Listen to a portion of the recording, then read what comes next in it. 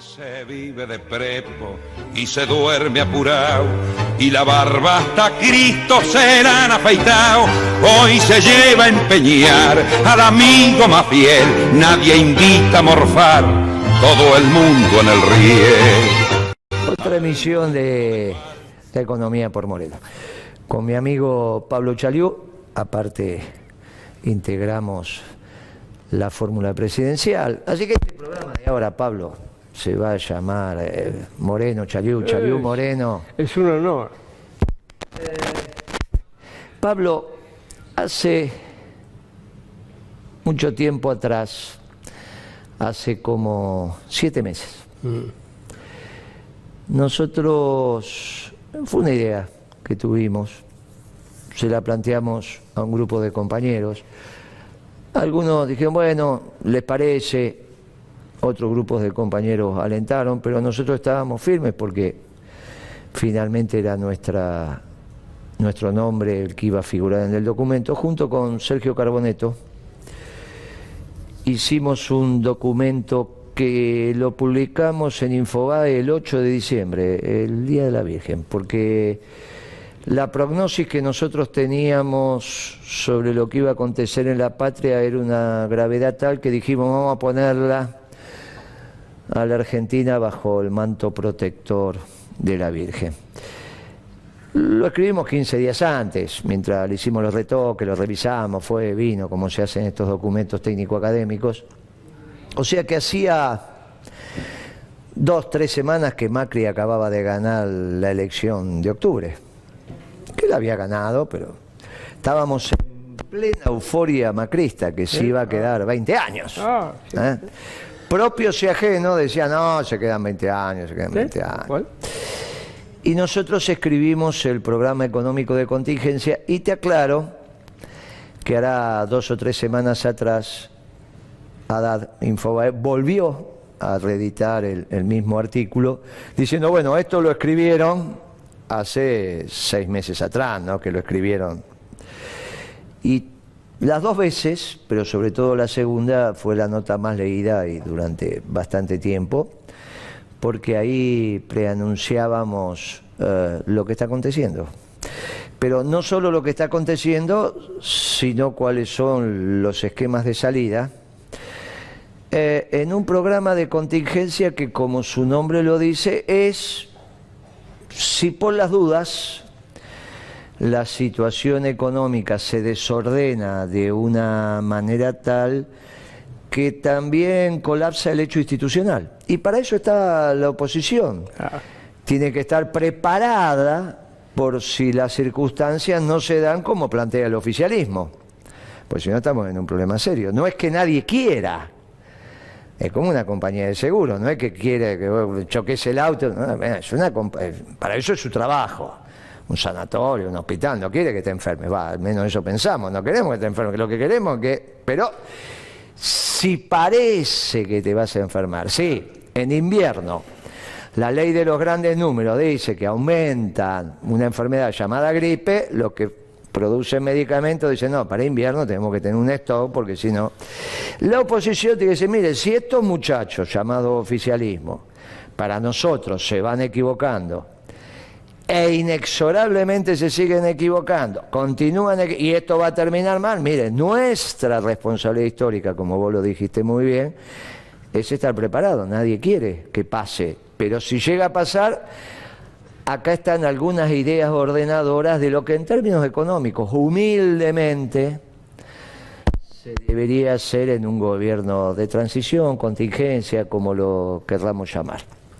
Nadie lo desea, nadie lo llama en términos de...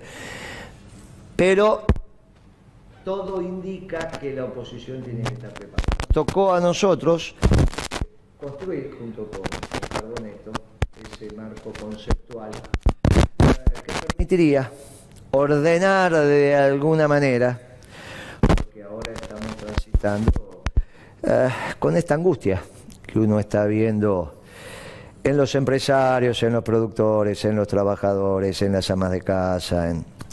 Porque bueno, la verdad que nadie puede pensar que si un banco le presta plata a otro banco durante un día y le cobra 52, 53, 55% de interés, eso anual, nominal anual, eso es normal. O sea que inexorablemente la situación del discurrir de la supercrisis nos lleva a que hoy conversemos sobre el programa económico de contingencia. Entonces, ¿cómo te lo imaginabas? ¿Cómo lo estabas planteando? ¿Cómo? Primero, mira, a mí me parece que nosotros lo estuvimos discutiendo mucho antes de diciembre. ¿Por qué? Porque empezamos a analizar el diagnóstico. Empezamos a analizar qué es lo que proponía Macri y el gobierno de Cambiemos. Y en ese análisis de lo que proponía Macri y el gobierno de Cambiemos, yo creo que llegamos a los puntos esenciales. Y esos puntos esenciales explicaban por qué el sistema que había construido Macri y Cambiemos iba a llegar a una crisis ineluctablemente. Yo creo que ese es el punto más fuerte, porque nosotros no quedamos en la coyuntura. No dijimos, aumentó un precio o bajó el precio o que tienen que bajar la tasa de interés. No, fuimos todavía más allá. Quisimos ver las bases. ¿Qué dijimos nosotros en ese artículo? Lo que está equivocado son las bases doctrinarias sobre las cuales se apoyan las políticas económicas. No vale la pena discutir las políticas económicas si no nos referimos a las bases, porque el problema está en las bases. Y fíjate que eso es tan así que nosotros lo pusimos en diciembre. En diciembre había otras políticas económicas. Hoy tenemos la política económica del Fondo Monetario, ¿no? Muy bien, que ya es suficientemente conocida. Sin embargo, el problema sigue. ¿Y por qué el problema sigue? Si cambiaron las políticas y tenemos el Fondo Monetario y todo el mundo en algún momento se puso eufórico porque le prestaba mucho al país, cuando en realidad tendríamos que ponernos tristes. Si vos le tenés que prestar tanto dinero a una persona para que se levante, quiere decir que está muy mal esa persona. ¿Quién le va a prestar tanta plata a alguien que está bien? Quiere decir que está mal. Bueno, pero ¿por qué sigue entonces la crisis y por qué sigue esta situación tan inestable que a veces uno le parece que está en medio de explosivos y falta una chispa para que esto explote? ¿Por qué sigue? Porque las bases no han sido cambiadas. ¿Y cuáles son esas bases que hay que cambiar? Te menciono alguna.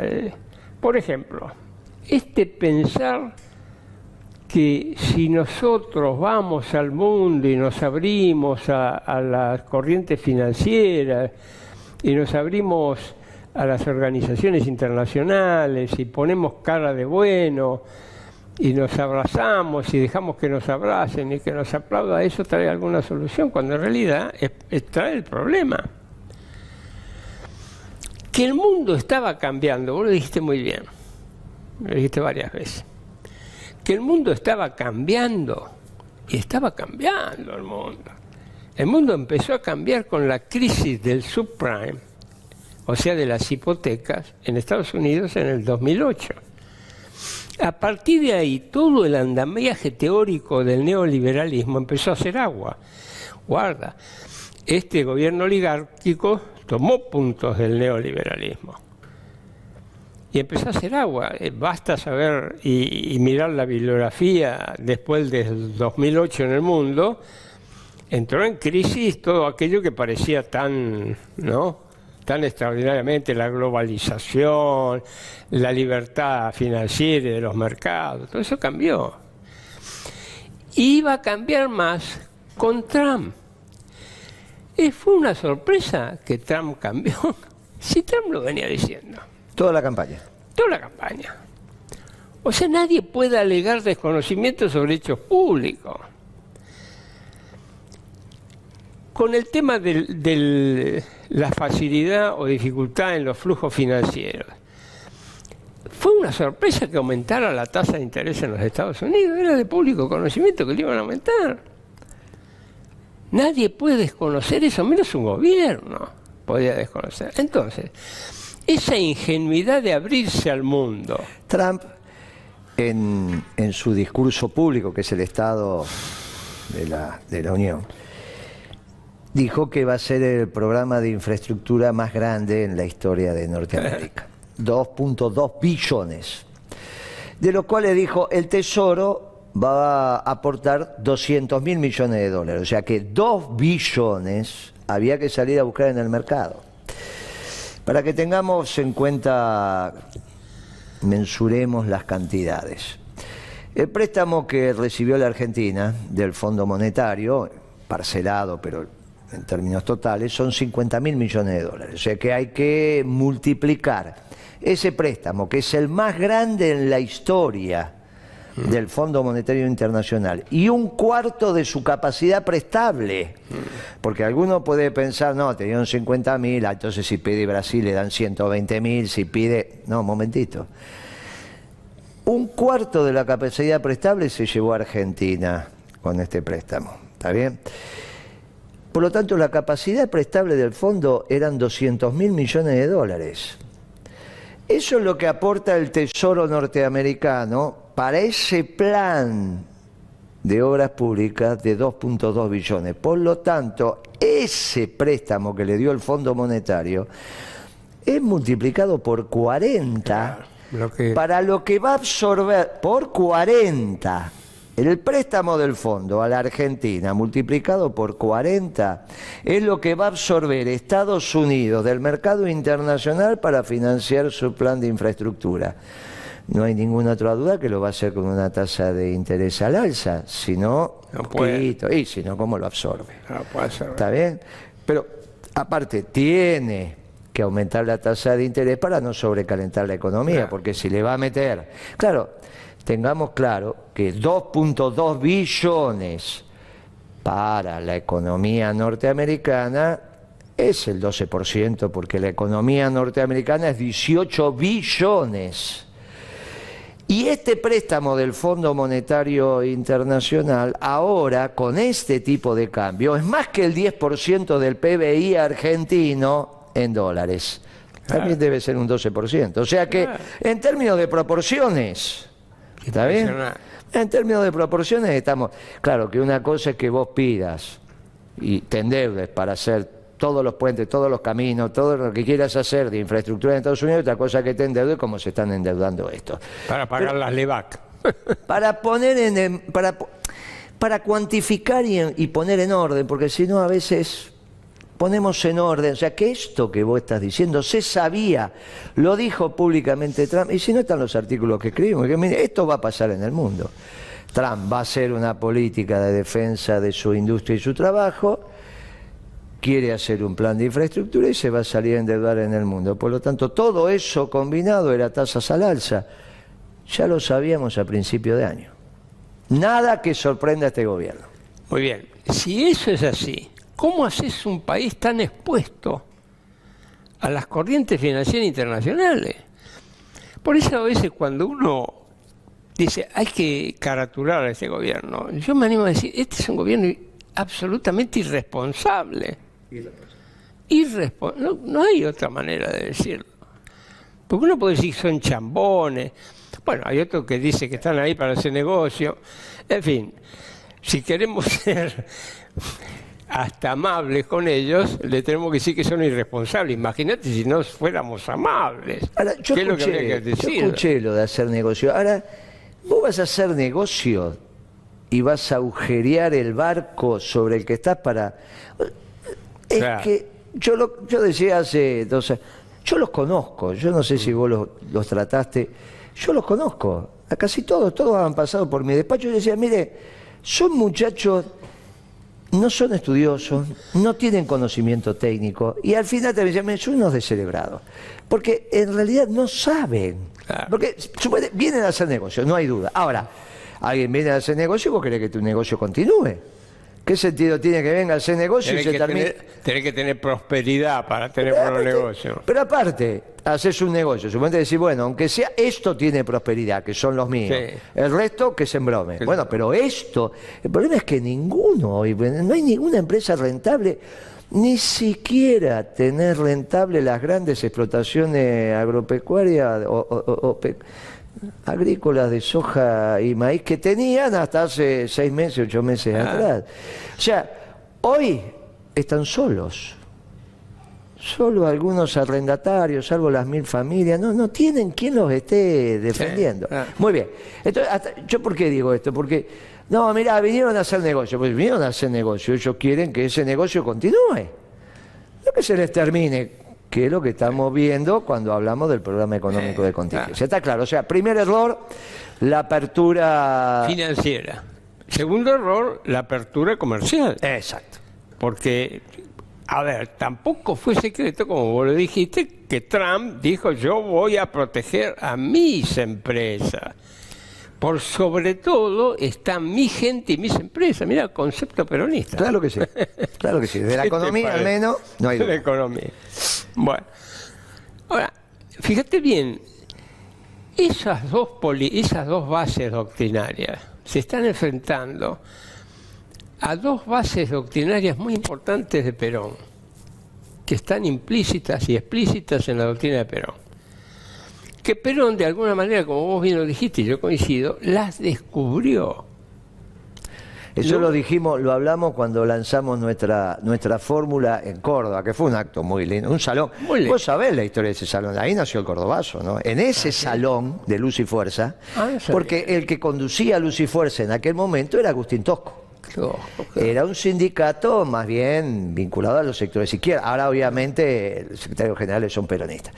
Pero en ese salón hubo debates extraordinarios y de ahí salió, viste que está muy en el centro de la ciudad. Bueno, muy bien, de ahí salió la primer columna que se junta después con la universidad, los estudiantes universitarios, y se arma, bueno, en esa época sí que éramos tan jóvenes, pero de ese salió, por eso lo elegimos para lanzar nuestra candidatura. Sí, seguí. Bueno, fíjate que si este gobierno hubiera tenido la vacuna contra esos errores, ¿dónde estaba la vacuna? Estaban dos conceptos: soberanía política e independencia económica. Si hubieran tenido esa vacuna, nunca hubiera entrado en ese sector. La vacuna sería, vos decís, si hubiesen sido ideológicamente un poquito más afines al peronismo, pero claro, ¿qué le estás pidiendo? A ver, por eso decimos que esas verdades están dadas como doctrina peronista, claro, pero sí, son verdades generales. Se perdió el concepto de soberanía política e independencia económica, se perdió. Yo me acuerdo, es más, todavía lo podemos referir a la década del 90. En la década del 90, algunas conversaciones que yo tenía con algunos embajadores, porque yo viajaba por el mundo por el tema de las patentes, medicinales, las patentes medicinales. Un par de embajadores me dijeron a mí en la cara: Pablo, ¿vos qué estás defendiendo? Estoy defendiendo la industria nacional farmacéutica. Pero vos sos loco, las soberanías nacionales con la globalización se perdieron, claro, no existen más. No existen más. Eso me dio lugar a que yo escribí un par de artículos diciéndole: ¿qué soberanías nacionales se perdieron? ¿Las nuestras o las de los países centrales? Porque los países centrales nunca perdieron su soberanía económica, ni su independencia económica, ni la soberanía política, ni su independencia económica. Bueno, ahí tenemos dos errores. Hay que levantarlos para solucionar esto. Si no, no tenés solución al déficit del sector externo, ni a la balanza de pagos. Hay que solucionarlo por ahí. Muy bien lo que estás diciendo. Bueno, segundo, el concepto de que la inflación es un fenómeno puramente monetario. Todavía lo siguen manteniendo ese concepto. Está bien, van a hacer una política fiscal más amable con lo que está haciendo, pero la verdad, todo el peso antiinflacionario, ¿dónde cae? En el Banco Central. Porque siguen todavía pensando que la inflación es un fenómeno puramente monetario. Pero la inflación no es un fenómeno puramente monetario. Uno puede pensar que en el límite vos vas a tener que tener siempre un banco central que convalide la suba de los precios para que haya inflación. Pero las causas de la inflación no son monetarias. Las causas de la inflación las pueden encontrar por cualquier lado. la podés encontrar en el sector externo porque se te disparó el dólar, la podés encontrar en las tarifas, las podés encontrar en los precios. Entonces, ese error es un error muy grave, porque al poner el acento exclusivamente en el Banco Central, pasa lo que está pasando ahora. ¿El Banco Central qué hace? Para evitar la puja inflacionaria y la mecánica inflacionaria, ¿qué hace? Bueno, restringe la liquidez todo lo que puede. ¿Y a dónde transfiere la crisis? Transfiere la crisis al sistema bancario, que ya le está transfiriendo, y al sector privado, que se cae con la recesión. Un desplome de la actividad está viendo los últimos 7 días, 8 días. Un desplome de la actividad. Desplome, pero desplome. No es que... Para salir de esa cuestión hay que cambiar este concepto. La inflación es un problema multicausal. Exacto. Y por lo tanto hay que enfrentarla en diferentes ángulos. Tenemos que ver la política tarifaria, hay que meterla dentro de acá. Tenemos que meter la política de precios. A ver, con una economía tan concentrada y tan extranjerizada como la que tiene la Argentina, sobre todo en los sectores claves, los precios no pueden ser libres. Vos tenés que tener precios conversados y en otro, pero conversados con la autoridad. Conversado, qué bueno. No cuidado, conversado, está extraordinario. Conversado. Estoy de acuerdo con vos. Pero no... ¿Qué es lo que hicimos? Los dos hicimos lo mismo. Pero claro, pero con autoridad tenés que hacerlo. Claro, sí. Porque si vos vas a conversar dejándote en grupir, no, pará. Estas son las reglas de juego, vamos a conversar ahora. ¿Cómo vas a cumplir las reglas de juego? Entonces, si no haces eso, te encontrás con este absurdo. Que vos le decís, la pauta de salario es 15%, ahora te doy 5% más, y los precios están totalmente libres. Claro. ¿Cómo es eso? Y en una economía absolutamente concentrada. Entonces, es necesario cambiar ese concepto, tener un enfoque multicausal del fenómeno inflacionario, meter dentro de la bolsa el déficit fiscal, el déficit del sector externo, las tarifas, los precios, los salarios, todo eso, y ahí sale un programa coherente. Pero esto no es ningún programa coherente, es una especie de bomba que se va multiplicando y que cuando explote va a ser sumamente complicado. Para el sector externo lo que tenemos es, obviamente, que recuperar los grados de libertad que te permite administrar el comercio exterior. Absolutamente. Y los grados de libertad que recuperás cuando vos de alguna manera empezás también a conversar, entre comillas, los flujos internacionales de capital, tanto cuando entra como cuando sale. Eso diría que es el ABC del sector externo, de acuerdo a lo que vos estás diciendo. Y lo que escribimos en el programa económico de contingencia. Y es obvio que en el tema interno estamos sugiriendo un acuerdo de precios y salarios. De eso no hay ninguna duda. Cuando decimos, bueno, vamos a conversar los precios, vamos a conversar los salarios, es una política de ingreso. Lo que estás diciendo es que tiene que haber exactamente como uno de los ingresos. Claro. Precio y tarifa, de un lado están precio y tarifa y del otro lado están salarios. Que son los ingresos, sectores empresariales, los precios y las tarifas de los sectores empresariales, el salario de los sectores de los trabajadores. Obviamente ahí te entra tasa de interés, te entra todo lo que tiene que ser la remuneración de los factores de producción, que es lo que uno menciona cuando dice vamos a hacer una política de ingresos. Está claro que hay que generar un reordenamiento, sobre todo de los precios fundamentales de la economía vinculados a la subsistencia diaria de la familia, que son los precios de los alimentos, en una proporción lógica y razonable con los ingresos familiares de los sectores populares, sean jubilaciones, pensiones y los sueldos y salarios de los trabajadores. Porque al haberse roto esa proporción, se generó un desacople en el nivel de consumo en el mercado interno. Esto es lo que me ha pasado, digamos, esto es lo que está aconteciendo.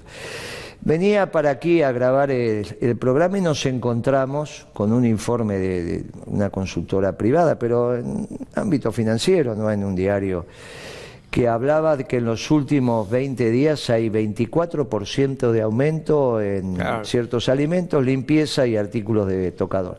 O sea que lo que hace es una consultora de consumo masivo con precios de los supermercados, obviamente. Ahora, esto implica que los fabricantes, sí, no hay ninguna duda, los fabricantes están. Yo ya estoy recibiendo listas de precios que de un santeamente vienen con 20% de aumento. Ya volvimos. Yo te aclaro que hace décadas que esto no se vivía. O sea, un aumento de una lista en los últimos 15 días, 3 semanas, de acuerdo a cuánto hace, que te mande un 20, ya estás hablando, ¿está bien? Venías con lista, vos calculás que nosotros, la gestión mía, teníamos masivo, selectivo y premium. El premium tenía 18% en el año.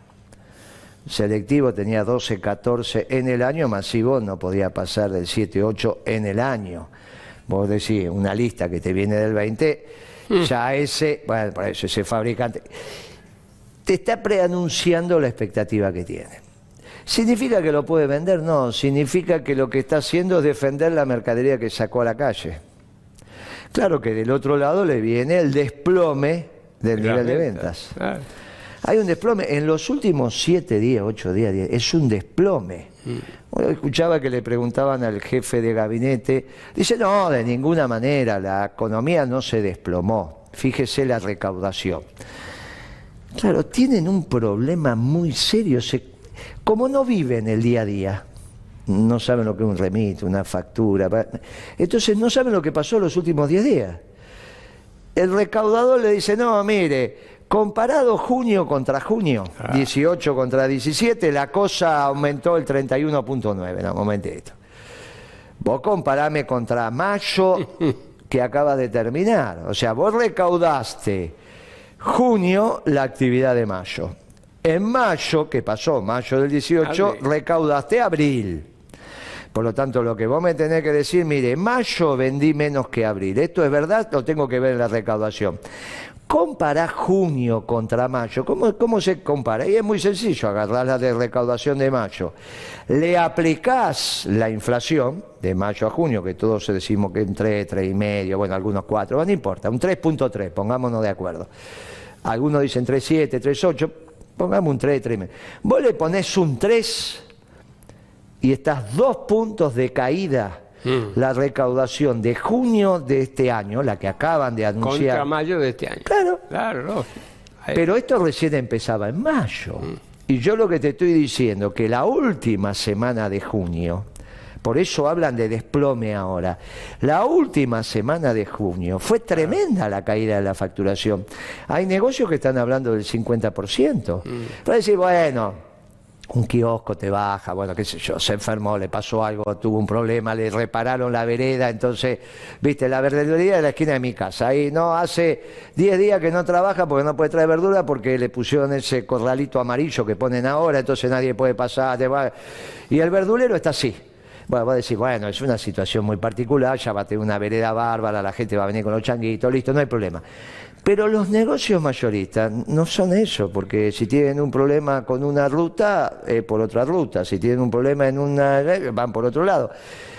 Cuando un negocio mayorista baja por arriba del 20, 25, 30% de venta, bueno, hay mayoristas que están bajando violentamente su venta, que son estructuras de una envergadura tal que no soportan esa baja de venta, no es que se soporta. Entonces le dicen al jefe de gabinete, se derrumbó la... No. Claro, ¿por qué no le pregunta a Pharmacity? Si lo tiene ahí. Entonces le dice, a ver, venga, Quintana, dígame, ¿cómo anda la facturación de Pharmacity? Que muestre Pharmacity lo que facturó en mayo, lo que facturó en abril y lo que facturó en junio. Sí, es muy fácil para Pharmacity mostrar esto. No va a vender el negro Pharmacity, ¿no? Así que es muy fácil mostrar la facturación. Y yo le aseguro que si el jefe de gabinete le pregunta a su segundo, decime, Pharmacity, Quintana dice, no, pero yo no tengo nada que ver con Pharmacity, no importa. Vos los conocés, llamá y averiguame la facturación. No, pero llama a Habana y preguntarle la facturación. Llama a Fredo y preguntarle la facturación, que era lo que el grupo Pegasus más o menos administraba y que era Quintana, ¿no? Pegasus. Bueno, listo, que lo haga. Y ahí se entiende, ahí se va a enterar de lo que está pasando. Hay un desplome de la actividad muy importante. Entonces, ante ese desplome de la actividad, ¿qué tenemos que hacer con el mercado interno? ¿Qué proponíamos nosotros? Bueno, pero ahí está la política de ingreso. No solo se refiere al punto de precio, tarifa y salario, es un punto esencial. Se refiere también a los impuestos y a la estructura de impuestos. El otro gran problema de base... Claro, porque esos serían los ingresos del Estado. Pero el otro gran problema de base que ha tenido este gobierno es la concepción que si vos le transferías dinero a los que más tienen y a los más competitivos, entre comillas, en algún momento eso se iba a derramar en forma de inversiones bueno, en fin. Evidentemente un fracaso absoluto y total. Efectivamente hubo el traslado de ingresos a los sectores más concentrados, a los sectores de la pampa húmeda, a los sectores que vos podés llamar a la oligarquía, y no pasó absolutamente nada de lo otro. Lo único que pasó es que creaste una tendencia recesiva estructural dentro de la economía. ¿Qué hizo que después el gobierno, como alguna vez bien vos lo dijiste, tuviera que meterse en un plan de gasto público extraordinario para poder compensar lo que estaba haciendo mal con su política de ingresos? Por eso le decíamos la contradicción. Que hay que cambiar también, hay que cambiar esa estructura impositiva. Claro, porque ellos lo que hicieron, entre otras cosas, cuando quitaron las retenciones, a los 15 días de haber asumido, es renunciar a tener ingresos, determinados ingresos. Por un lado bajaron los ingresos y por otro lado subieron los gastos a partir de marzo, abril del 2016. Se dieron cuenta de las tendencias recesivas que ellos mismos habían creado. Lo único que hicieron fue espiralizar el déficit fiscal, bajar los ingresos, subir los gastos. Y ponerlo al Banco Central a emitir VAC. Bueno, ahora enseguida llegamos ahí. Entonces, hay que volver a la estructura impositiva que favorezca a los sectores de menores ingresos, sobre todo en el tema de la comida, pero también en el gasto suntuario. Y ahí hay que mirar con la lupa la industria automotriz, porque el gasto en importaciones de la industria automotriz es extraordinario. Y no se cumple absolutamente ninguna de las pautas que se dijeron que tenía que cumplir la industria automotriz de producción nacional y de exportaciones en relación a sus importaciones. Se les ha dejado el libre albedrío y por supuesto tenemos ahí un hueco espectacular. Alguien le tiene que poner el cascabel al gato. ¿Será Sica? Me parece que sus principales clientes son entre los banqueros y las automotrices, ¿no? Pero bueno, no importa. Bueno, viene del movimiento, así que lo vamos a... un chiste, sí, la verdad que no, tiene muchas virtudes. Yo digo que parece que no fuera el que le vaya a poner cascabel al gato, pero hay que ponerle cascabel al gato. Hay que volver también, mientras siga todo este tema, hay que volver a pensar en poner impuestos a los coches, a la importación de coches de alta gama. El país no puede tener esos lujos en este momento. Estamos pidiendo dólares y estamos pagando tasas de interés espectaculares, buena parte para ir a importar estos elementos de lujo absoluto. No puede ser esto. Entonces, hay que tocar esa estructura impositiva y volver a poner el ingreso a favor de las masas populares, del salario. Esto de por sí, en un esquema global y coherente política económica, va a tener una reactivación de la economía. ¿Se puede reactivar la economía? ¿Y cómo se va a poder reactivar si la industria está trabajando al 60% de su capacidad instalada? ¿Vale reactivar la economía? ¿Y cómo no va a valer reactivar la economía si finalmente el que sostiene los ingresos estatales es el sector productivo? es el empleo y la producción. Si no tenemos empleo y la producción, no va a haber equilibrio fiscal. Bueno, entonces, ese es el otro punto que hay que tener ahí. Y después, como venimos diciendo nosotros desde hace 2 años atrás, estimado Guillermo, que decíamos, se está incubando una bomba en el Banco Central, y muchos nos miraban que estuviéramos locos. Y decíamos, el Banco Central está perdiendo la capacidad de manejar los agregados monetarios por esta bomba que se le está incubando que se llama las LEBAC. ¿Qué hacer con las LEBAC? Yo recuerdo, yo lo propuse, no quiero que me paguen, digamos, patente, pero sí me hago cargo de lo que yo había propuesto. Yo dije, mire señor, no hay ninguna otra solución a las LEBAC que el canje voluntario o no voluntario a las LEBAC.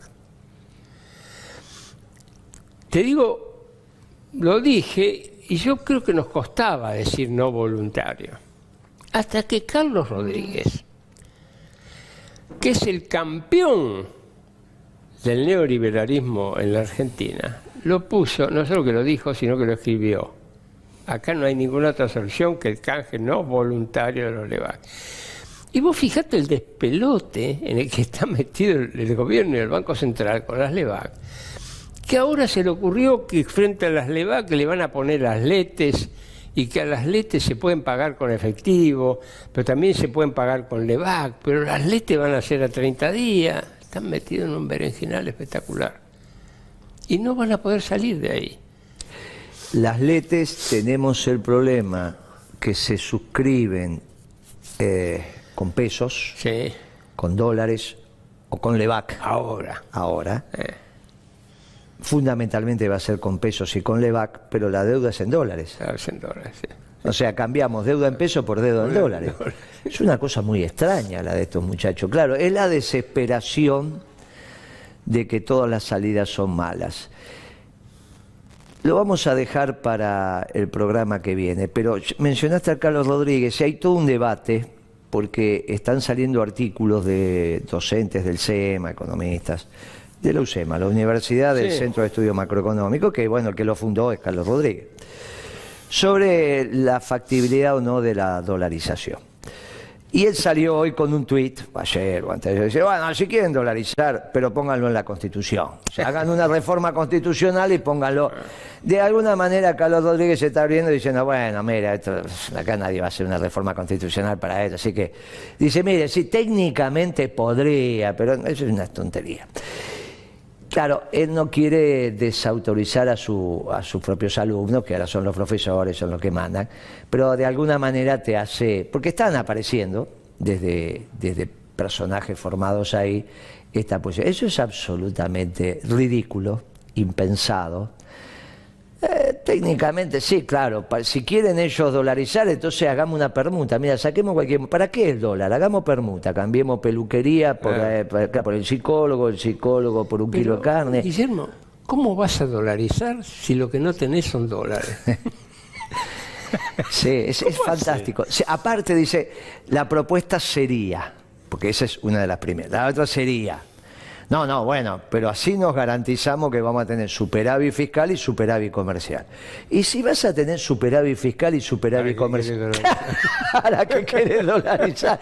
Son unas propuestas tan absurdas, que, pero bueno, creo que parte de esto vamos a reflexionar, porque está en el ambiente político, empiezan, hoy salió un artículo de toda una página, y bueno, y empiezan.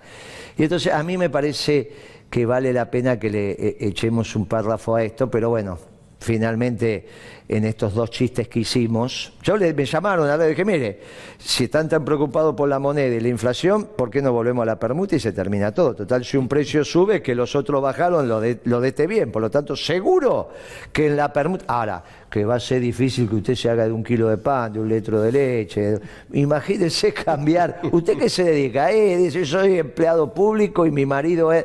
Bueno, imagínense cómo hace para cambiar eso por 2 litros de leche. 3 horas de empleado público. Claro. Entonces decimos, bueno, mire, por algo existe esto y por algo también existe la moneda soberana. No es que, bueno, que Ecuador, que Panamá. No, escúcheme, vamos a hablar seriamente. Pero bueno, veo que están empezando nuevamente a circular, algo que técnicamente es absolutamente impracticable y no tiene... Los primeros que se van a oponer son los banqueros, obviamente, así que no le vemos a esto. Pero como las firmas que aparecen ahí es SUSEMA, y justo vos hablaste de Carlos Rodríguez, que es el que fundó eso, digo, no, miren, si Carlos Rodríguez dijo que la única posibilidad de que esto funcione es que se reforme la Constitución. Claro. Bueno, entonces te está diciendo, mire, eso, no, para no decirle no a sus muchachos, dice, reformemos ahora vayamos a una constituyente para... Bien, Pablo, te agradezco mucho. No, gracias a vos. Nos vemos en el próximo programa. El programa económico de contingencia entonces tiene la resolución del sector externo, la resolución a partir de la reactivación de una correcta política de ingresos, sea tarifaria, fiscal, sea de salarios y obviamente de precios y tarifas, en un equilibrio macroeconómico distinto en nuestra economía. Naturalmente, para que nadie se ponga nervioso, al contrario, le decimos, los compromisos hay que cumplirlos. La plata del fondo, y si la plata del fondo se utiliza para honrar esos compromisos de los bancos internacionales que tienen bonos soberanos argentinos y entra a fondo y sale el banco, bueno, condicionante más, condicionante menos, la cosa está. Pero estos muchachos, desde que le mandaron los 15.000 millones de dólares, la primera cuota, que generó mucho ruido eso en el fondo, porque cuando vos sacás el fondo a la cancha se supone que es para que te queda un país que no te gusta, pero se supone que los conflictos deberían estar terminados, claro, no agudizados. Claro. Dijiste vos, lo dije yo, mire, esto no alcanza, porque en realidad es una supercrisis fiscal y sector externo al mismo tiempo. Entonces esto puede solucionar el tema del sector, pero no soluciona lo fiscal, tenemos un lío bárbaro. Y estos muchachos no saben qué hacer con lo fiscal y no saben qué hacer con lo externo. Entonces, ¿qué decidieron? Timbiarse la plata del fondo. Se están timbiando la plata del fondo. Eso generó mucho ruido en Washington, generó mucho ruido en el Fondo Monetario. Dijo, bueno, nosotros me parece que salimos a la cancha en una situación absolutamente de improvisación de la Argentina y nuestra. Entonces yo le digo a los funcionarios nacionales de este gobierno, mire, no se puede timbiar la plata del fondo. Si se timbean la plata del fondo, después vamos a tener un problema para honrar los compromisos de los bonos cuando vence el principal, cuando vence el capital. Tengan mucho cuidado en lo que están haciendo. A los propios argentinos, los funcionarios del gobierno de la Alianza, Cambiemos, pero también a los que vinieron y dijeron que estamos por el camino correcto, porque también son corresponsables sobre esto. Así que hay que ver qué pasa también con la señora Lagarde. En el fondo, obviamente que ahí los temas son más, pero la información que nosotros tenemos es que se armó muchísimo ruido en el fondo, porque claro, la improvisación de acá llegó a improvisación allá y ahora con este muchacho Caputo, que es un mesadinerista que se te envía la plata, estamos en un problema muy serio. Todos estos temas son los que vamos a seguir desarrollando en nuestro programa. Hoy, los que quieren profundizar tienen el artículo en Infobae, Programa Económico de Contingencia, Chalú, Moreno y Carboneto, los autores del mismo. Gracias, Pablo, nos vemos la próxima. Gracias a vos. Y bueno, la supercrisis se va desarrollando. Como dijimos, hay que evitar la hipercrisis, que es el estado de anomia. Y para eso están los patriotas que anidan en el Movimiento Nacional Justicialista. Muchas gracias, nos vemos la próxima. Hoy se vive de prepo y se duerme apurado, y la barba hasta Cristo se la han afeitado. Hoy se lleva a empeñar al amigo más fiel, nadie invita a morfar, todo el mundo en el riel.